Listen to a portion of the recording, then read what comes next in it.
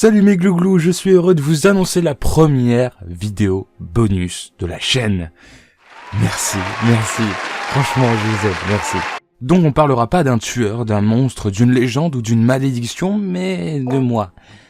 Je sais que t'es dessus, arrête de te cacher.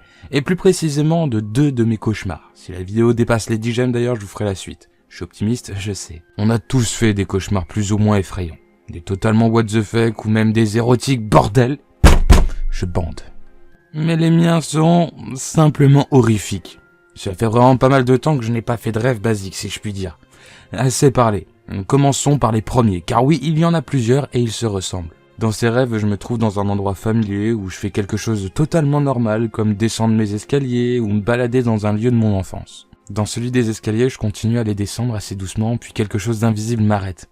Donc je regarde derrière moi et rien du tout. Le haut de mes escaliers commence à s'assombrir et ça commence à m'aspirer, et ça m'aspire de plus en plus fort. J'essaie de m'accrocher à tout ce qui est à ma portée, je tiens bon, mes bras me font mal. J'ai de plus en plus de mal à retenir mon corps, et d'un coup je lâche prise, et je me réveille.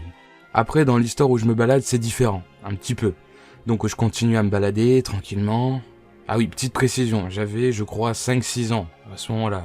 Bref, je vois ma maman venir vers moi, sûrement pour me parler. Je tourne vite fait la tête sur le côté. Une trappe en bois est apparue sur le sol. Ma mère s'en approche. La trappe s'ouvre. Une voix à l'intérieur dit quelque chose que j'arrive pas du tout à comprendre. Ma maman descend donc les escaliers et le trou se referme. Je me colle au bois de cette trappe pour voir si je peux l'entendre.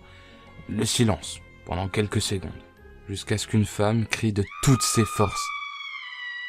Et à ce moment-là, je me réveille. Me jugez pas, bordel. Ils ont l'air différents, mais pas tant que ça dans le fond. Car j'ai continué à les faire de nombreuses fois et toujours exactement les mêmes. Jusqu'au jour où j'ai su me retenir, par exemple dans les escaliers, et empêcher aussi ma maman de rentrer dans ce trou. Et depuis, je les ai plus jamais fait. C'est beau, putain. J'ai jamais vraiment compris ce qu'ils signifiaient d'ailleurs. Si vous avez une idée, n'hésitez pas à l'exposer en commentaire. Le deuxième cauchemar est justement en rapport avec les premiers. Du moins, c'est ce que j'ai ressenti quand j'y étais. Ça se passait dans la chambre de mon enfance. J'étais seul et je voulais partir. Mais avant, je devais prendre quelque chose sur ma table de chevet. Je sentais dès le début que quelque chose allait se passer et que quelque chose d'oppressant m'observait. J'ouvre donc ma porte en grand, me précipite vers mon objectif, je le prends et je me dirige vers la porte.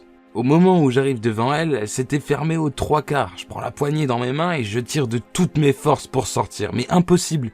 Elle se referme sans que je puisse faire quoi que ce soit. Je me retourne calmement, je vais m'asseoir sur une chaise à côté de mon lit. Je savais ce qui allait se passer, du moins je le pressentais. Mon visage était étrangement attiré vers un ours en peluche assez glauque avec une énorme bouche. Je commence à avoir une envie irrésistible de lui poser une question. « Qu'est-ce que tu me veux ?» L'ours en peluche commence à articuler doucement en gardant un regard inanimé et me répond « Ce n'est pas encore ton tour. » Et là, je me réveille. J'ai été heureux d'avoir fait ce cauchemar car il m'a donné l'impression d'avoir eu les réponses que je voulais. Je sais que c'est foutument bizarre et que tous ces cauchemars se basent sur des impressions comme si au fond de moi j'avais la réponse et c'est ça qui est beau. Je crois qu'on va s'arrêter là pour aujourd'hui et j'espère que ce format t'aura plu et surtout, n'oublie pas de t'abonner et de commenter si tu en veux plus. Je n'ai plus qu'une chose à vous dire. Bisous sucrés et ciao.